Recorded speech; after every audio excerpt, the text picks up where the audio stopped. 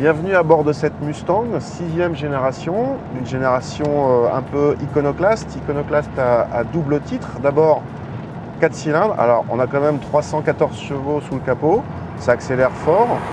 La déception avec ce moteur, c'est malgré tout le bruit, la sonorité.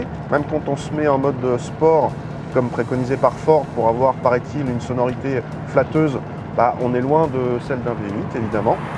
Deuxième raison pour laquelle cette Mustang est iconoclaste, c'est la première génération à avoir des roues arrière indépendantes, alors que toutes les autres avaient des essieux arrière rigides. Alors ça veut dire quoi en termes de châssis? Ça veut dire que la voiture est moins virile, elle a moins de caractère, par contre elle est plus facile, plus saine.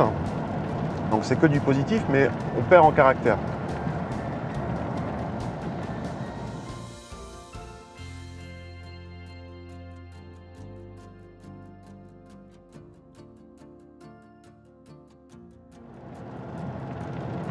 Bon, ce 2.3 EcoBoost, comme tous les moteurs turbo, forcément, il reprend bien à bas régime. C'est agréable pour rouler sur un filet de gaz.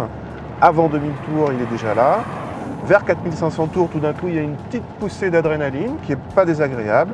Par contre, ça ne sert à rien de s'approcher trop près du rupteur ou parce que là, il s'essouffle un petit peu.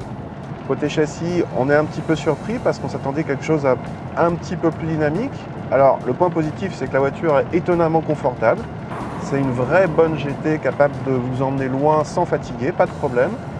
Un des éléments qu'on a trouvé très sympa à bord de cette Mustang, c'est la commande de boîte manuelle.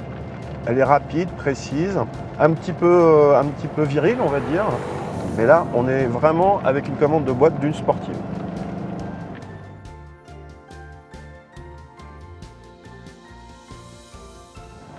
Là où cette Mustang fait très fort, c'est au niveau de son prix, évidemment.